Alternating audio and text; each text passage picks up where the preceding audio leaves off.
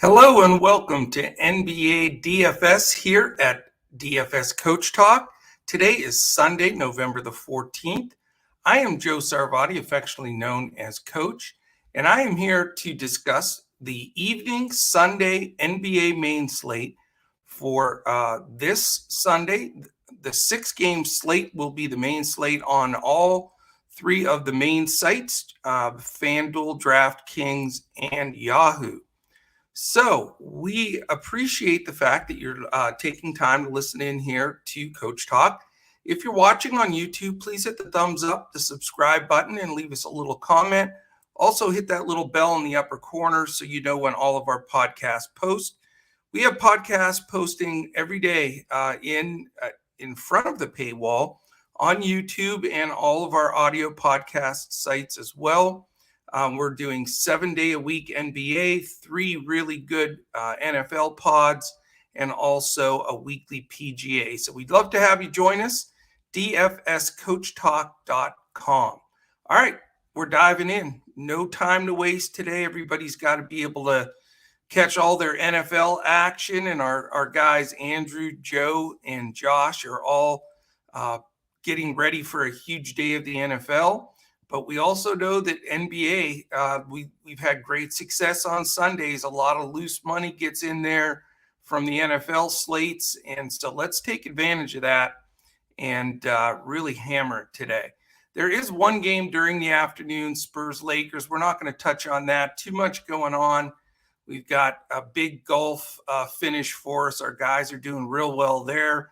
Obviously, that's right in the middle of the heart of the huge NFL schedule. So we're going to focus on this 6-game slate that begins at 7 Eastern. First game is the Milwaukee Bucks and Atlanta Hawks. It's Atlanta -2, and it's a 221 over-under. Implied total for Milwaukee, 109.5. For Atlanta, 111.5. Statistically speaking here, let's look at a couple of things. We've got Milwaukee at the 9th fastest pace and Atlanta at the 12th. So we've got good pace in this game. Offensive rating for both teams, dead in the middle of the pack, 17th and 15th. We know Milwaukee's had to deal with a lot of injuries throughout the season. And defense, disappointing for both teams. You've got Milwaukee 18th. Again, a lot of injuries, but they were in the top 3 the majority of last year. So more opportunity to score. And Atlanta's all the way to 28th. There's a team that was in the East Coast Finals last year, or Eastern Conference Finals, I should say. And their defense is just absolutely fallen apart this year. As far as the game set here, the Bucks are 6-7. Atlanta is 4-9. Again, very disappointing there. Injuries, you've got probable on Giannis and Hill, out DiVincenzo, Lopez, and Middleton. For Atlanta, it's questionable on Bogdanovich. Important news there. And then Hunter and Okongwu are out. So let's take a look at this game. Again, a nice game to target at 221. You've got Drew Holiday, who's about 6'9" on DraftKings. Well, I'll just go with the DraftKings numbers just for the sake of time here. But there certainly are some FanDuel and Yahoo differences that you want to follow us in Discord to check out. Holiday at 6'9" is okay. Not a bad price. Giannis at 12K, big number. But Atlanta's defense has been pathetic. So, even at that 12K number, not out of the picture. Bobby Portis has drifted all the way up to 6'5" now. I liked him a lot better when he was in the low 5s, but he has played terrific. Not sure I want to focus in on him against the Collins-Capella front line. And then after that, bench, not worth mentioning. So for me, it's either pay all the way up for Giannis on that side of the ball or possibly Holiday at a decent price for point guards, where he should be getting much more minutes now that he's been back for a bit. On the Atlanta side, 9-7 for Trey, a little too high for me, especially with Holiday defense. We don't know if Bogdanovich is out. We already know Hunter is out. So If Bogdanovich does sit, I think you got to look square at Herter and Reddish. One or the other will be a fantastic play and a great value if Bogdanovich and we already know Hunter are out. So want to keep a close eye on that. Gallinari may get a few extra minutes at his cheap 3-2 price, but he has not shown that he's really ready to play this season. The bigs, Collins at 7-2 and Capella at an even 7. I mean, they're both reasonable. Their prices have come down, and I could easily see going with one or the other. Milwaukee, again, has not had that shutdown defense that they've had, at least not yet. And so I think you can go to one of those spots as well. All right, we go to game 2. It's the Brooklyn Nets. Oh, I wanted to mention, too, in that first game, we've got Atlanta on the first night of a back-to-back, so that could affect some things. And it is an island game for Milwaukee, so that definitely helps Giannis's cause and Holiday. So something to mention there. All right, game 2, also a 7 p.m. Eastern start. It's the Brooklyn Nets and Oklahoma City Thunder. Brooklyn favored by 9. It's a 214.5 over under, and 111.75 for Brooklyn implied, 102.75 for the Thunder. Statistically speaking, pace, Brooklyn 10th, Oklahoma City 8th. That's a big plus. We've been waiting for Brooklyn to play a couple of faster teams here. That helps for sure. Brooklyn 12th in offensive efficiency. I think that'll improve as Harden and Durant settle in even more so. The Thunder, just as you would expect, all the young teams are at the bottom of the offensive efficiency ratings for the most part, and Oklahoma City's 29th. So they are not getting it done per possession. A lot of fails in there and turnovers because they're still figuring it all out with the youngest roster in the league. As far as defensive efficiency, I think the biggest turnaround in the league in any statistical category this year is Brooklyn. They were dead last by a lot for quite a while at first last year. Then they improved slightly, but not that much. But they're 4th in the league in defensive efficiency. And it's not like they reset their players. Harden, Brown, Harris, Durant, Griffin, Aldridge, they're all back, although Aldridge sat out last year with the heart ailment. But the only adds really are Patty Mills, Bembry, a few guys like that, but nothing dramatic. So whatever defensive scheme Nash and his staff have put in is really working. And it's something to take note of because people definitely run to Brooklyn games thinking it's a wide open game, huge amounts of points. And it's just not that way this year. Brooklyn is controlling the ball and slowing it down a bit. Defensively for Oklahoma City, 16th, very respectable, middle of the pack.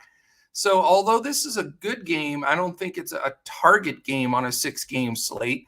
Harden blew it out last time like I expected he would. You've got he and Durant, 10-8 and 10-7 respectively. It's hard not to have one of those guys in your lineup because it's just so much a necessity. But, to have both really is rough because it's hard filling out the rest of the roster, as you guys know, and gals. So I would choose between one or the other. Right now, probably leaning just a little bit towards Durant. The question is, who's Dort going to guard? I think he guards Harden. And so Durant is probably my top play on that side of the ball. Not as crazy about Shea today. I think he gets Bruce Brown defense. Giddey was a big disappointment. He's been inconsistent as you would expect young guys to. Baisley got it done for me last game. I have to say he was 7X. That was a good play, but it's a bit of a stretch. Makes me a little nervous there. So like I say, not super high here. May go with one of the Brooklyn studs and either Harden or Durant being the 2 studs. And then that's it for that game for me. I don't want too much exposure. I will say it's a first night of a back-to-back for Oklahoma City. So that is something to consider, although they're young, but he does play pretty deep bench And that's another part of the reason that makes me a little nervous on that side of the ball. All right, game 3. It is also 7 p.m. Eastern. Warriors at the Hornets. It should be a fun game.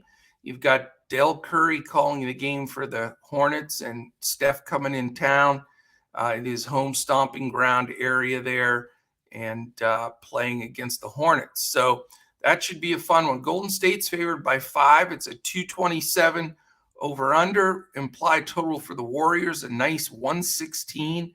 And a healthy 111 for Charlotte. So this game looks like a fun one. We've got great pace.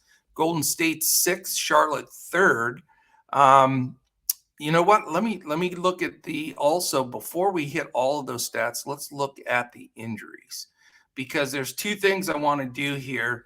I don't want to miss out on the injuries as we're talking about the statistical analysis. The game set: Phoenix 8-3, Rockets. I'm on the wrong one completely. Where is it? There it is. Brooklyn 9-4, Thunder 5-6. Injuries: Claxton, Irving, Millsap, Sharp out for Brooklyn. No injuries for the teenagers of Oklahoma City. That's really the game set there. But statistically now, as we look at a pretty healthy, pretty deep Thunder team, we talk about let's see here. 10th and 8th, like I say, in pace, which is excellent. Offensive efficiency, Brooklyn. I'm sorry, I'm totally lost here. It's Golden State and the Warriors. Wake up, coach. It's Sunday morning. Golden State and the Warriors. What am I talking about here? All right, so Golden State and the Warriors. Damian Lee is questionable. Thompson and Wiseman are out. For Charlotte, PJ Washington is out. Warriors are 11-1. Charlotte are 7-7. That's what I was trying to say. So you really know the Nets and Thunder situation and record after going over that twice. But on the Golden State side, again, you've got the 6th and 3rd pace with these 2 teams. I love that. Offensive efficiency for Golden State 2nd and Charlotte 10th. So both of these teams know how to score the ball. The problem is Golden State's the best defense in the league right now, and they have been shutting people down. That is a concern if you want to spend up for the LaMelo Balls, Miles Bridges, and company. However, Charlotte's defense, nothing to write home about at 27. So at Curry at 11-4, does he go home in front of his dad there in Charlotte at 11-4 and bust it open? Man, I'll tell you, he has broken so many games open this year. I'm really thinking about going there at 11-4 as opposed to paying up for Giannis. And I know that's very difficult to swallow, but I just like the game situation here and the setting, and I'm leaning towards Curry at this point. As far as back-to-backs, neither team is on a back-to-back. So it's an island game for both teams. It's the only game that has that on this 6-game slate. So it does give you an advantage of, who, you're going to get in there extra minutes because they get that extra day's rest on both sides. So Curry at 11-4, interesting. Poole's been so all over the board. He's almost become just a GPP play for me because you just don't know what you're going to get out of him on any given night. If he's hitting and he's in a groove, he can break a slate, but he also can jam you up pretty good if he's off. Wiggins 6'3", Draymond 6'2", which is something to consider. And after that, really just their bench is out of play for me. I do want to see if Lee's going to play because that does usually give Poole a couple of extra minutes. On the Hornets side, LaMelo Ball's been phenomenal.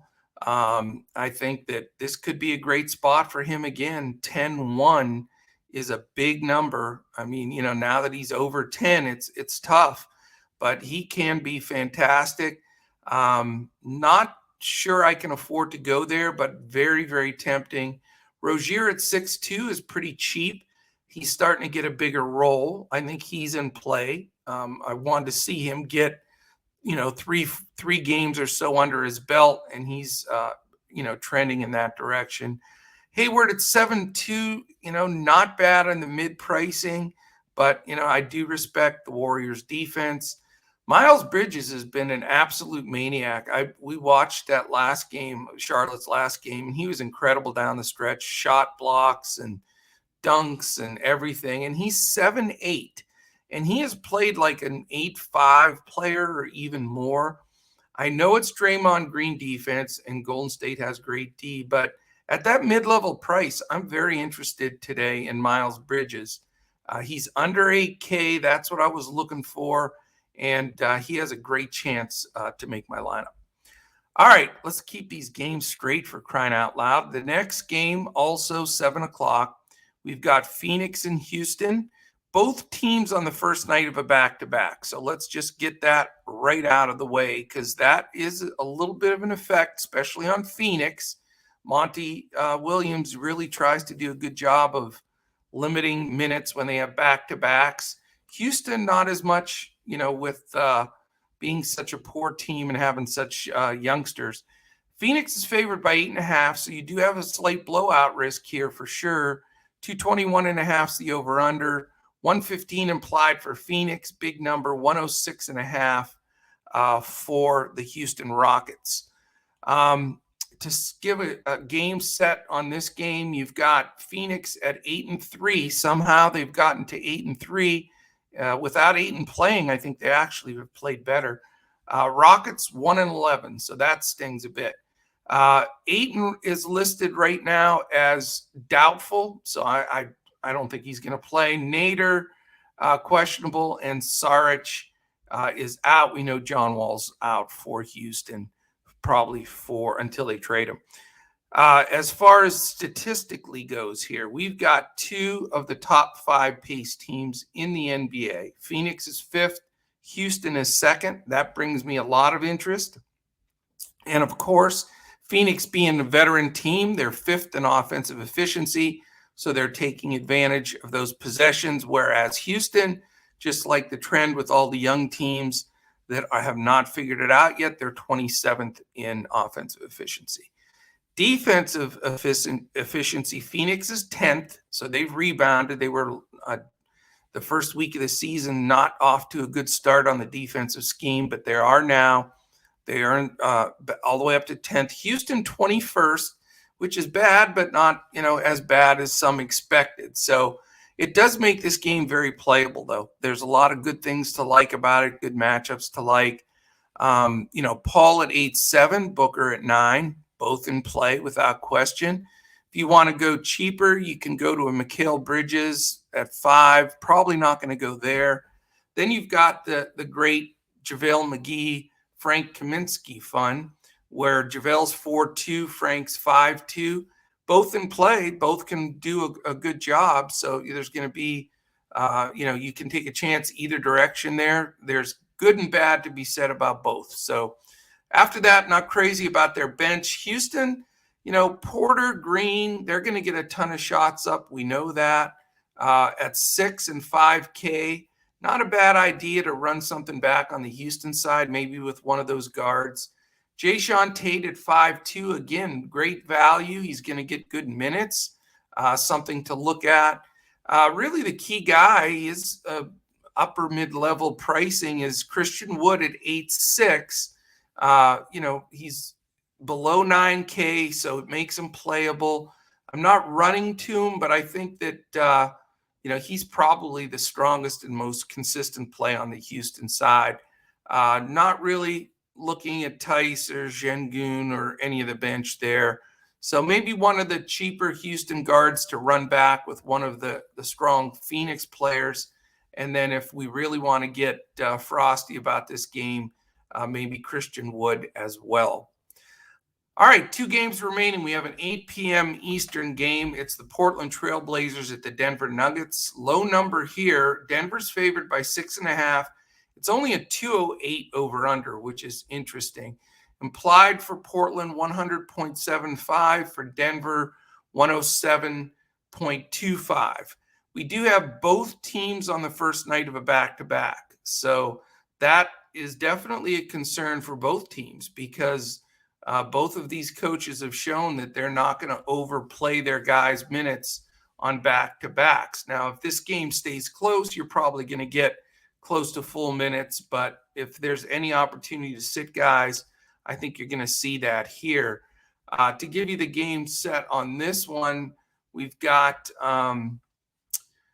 Portland at 6-7, Denver at 8-4. So that is pretty good considering they've had so many things that they've had to deal with.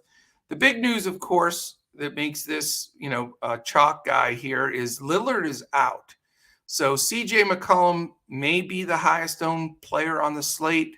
I know he's super in play for me, but that's just sort of a no-brainer there with Lillard being out. On the Denver side, Chanchar is probable. Murray and Porter are out. So as we look at this game here, let's look at the statistical portion of it. Portland's 11th, Denver 17th in pace, so nothing to be extremely excited about. Portland is 8th in offensive efficiency. Denver, a surprising 24th. With the Joker, you would think they'd be much higher. Defensive efficiency, Portland not good at 22nd. We know they haven't been good defensively for a long time. But Denver, the reason they're winning is they're 3rd in the league in defense. So definitely creates a little bit of concern if you want to go hard on the Portland side. Again, CJ McCollum at 7-6. I mean, he's priced right. His price is down. No Lillard. You almost have to play McCollum as a blocker. I mean, he's going to be so highly owned, and he has the potential to go off in this game. I do like one of the other guys, though. I think Norman Powell at 5'3" becomes a really good play here. That extra usage. If you look at his games, he's played well. So he's a strong target for me. I could see, coming out of here with those two guys. Nazir Little, he's going to get some extra minutes at 3.9. Anthony Simons could be the guy that really gets the biggest lift with Lillard out, and he's only 3.5. I think he's going to be very popular today as well. I like going a little safer, though, with Powell. After that, again, you've got guys that just are not consistent in Covington and Nance, Cody Zeller off the bench. Nurk at 6-7 is cheap. It's not a bad price. His buddy Jokic, they played together for a while. They know each other well. So I don't think Nurk's the worst play in the world either. So I do like this game, even though it's a 208 total. I think there's just some good matchups here because of guys sitting out and value opening up. And then on the Denver side, the Joker's 11-6, and you can't pay up for everybody. And that's where you have to figure out what you want to do. If I'm going to go pay up for one of the Brooklyn guys, maybe Durant, or I want to try to go with a LaMelo Ball or Steph Curry today, I mean, that's going to take, taking two of those guys is going to eliminate really rostering the Joker. He's phenomenal. He could crush in this game. He could crush any game. But he is 11-6, and that's a tough decision. Aaron Gordon was my strongest player the other night. I was really pleased with his performance 2 days ago. He's only 5'4", seems to be getting a lot more usage with Porter out. He's getting more attempts, shots, putbacks. And he's one of those guys that just when he gets in the flow, he's really a good value. So I like him today as well. Will Barton, 6'8", is a little pricey, but he is playable. That usage, again, being spread around there. So, to really look at this game, I think CJ, Norman Powell, maybe Simons, and then you've got, if you make the decision to pay down at one of those guard spots, like with Curry or Ball not taking those guys, then Joker's in play. If not, I think Aaron Gordon's a great value, and you can take a look at Will Barton. All right. Last game on the slate, it is a 9:30 game. Chicago Bulls, LA Clippers. LA Clippers -4. It's a 218 over-under. 107 implied for Chicago, 111 for the Clippers. Interesting game here. let's look at the injuries first on this wrap-up game. We've got Vukovic out with the COVID protocol stuff. Kobe White, Patrick Williams, we know are out. We've got Morris is probable. Kawhi and Preston are out. The Bulls are 8-4. Clippers are 8-4. And we've got interesting scenario here. We've got Chicago on the first night of a back-to-back and the Clippers on a second night of the back-to-back. So we know that it was a blowout last night, so they didn't have to push the guys. So I think the Clippers, should get decent run from their main players. As pace goes, 13th for Chicago, Clippers are 16th, so somewhat normal paced game. Good offensive efficiency, though. Both of these teams have executed very well. Donovan and has done a nice job, getting Chicago in this upper echelon.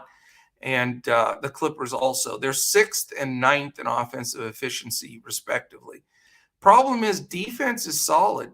Both two top 10 defenses, Chicago 9th and the Clippers 2nd. We see how the Clippers locked down last night.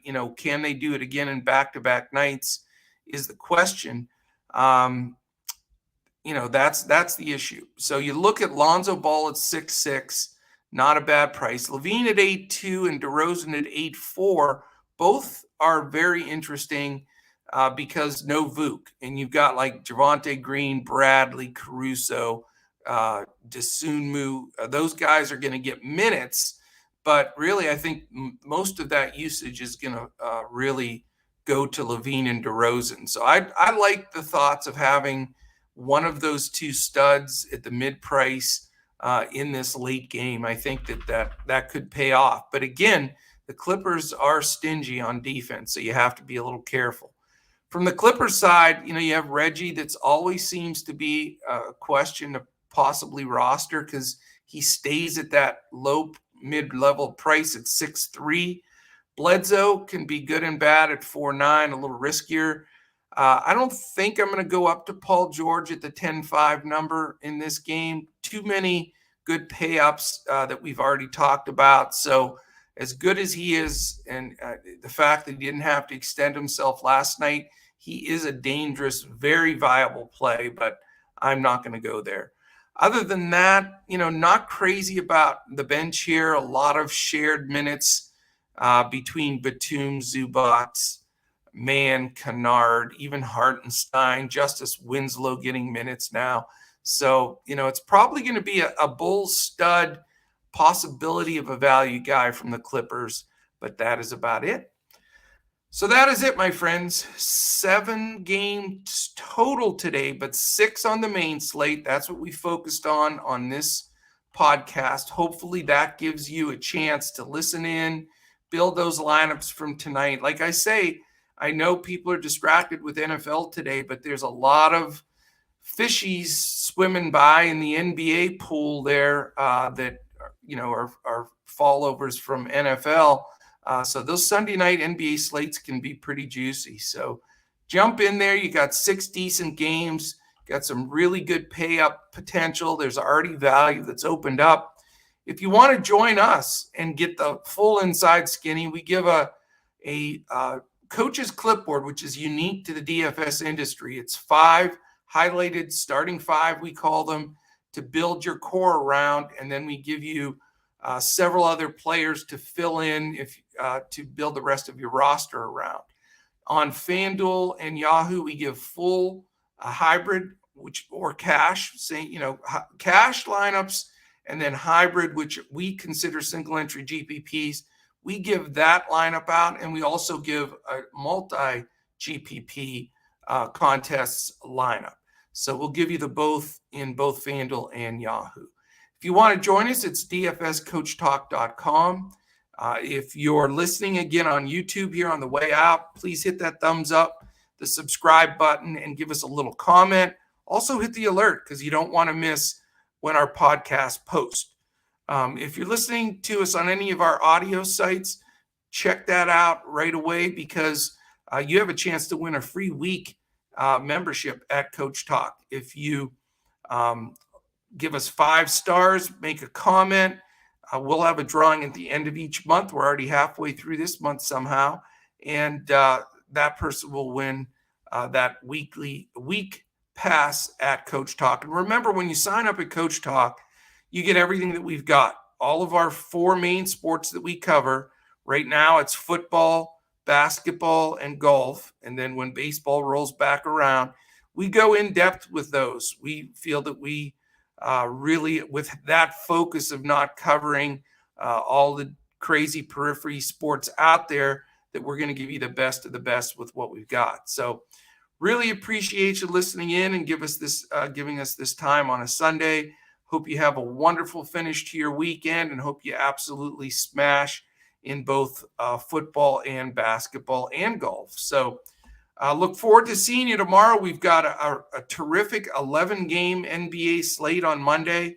My sweet spot, that 10 to 15 games. So can't wait to break that down. I'll be working on it this evening, and that podcast will be out in the morning. So thanks again for listening in. Enjoy your day, and we'll see you again tomorrow when we look to crush it in DFS.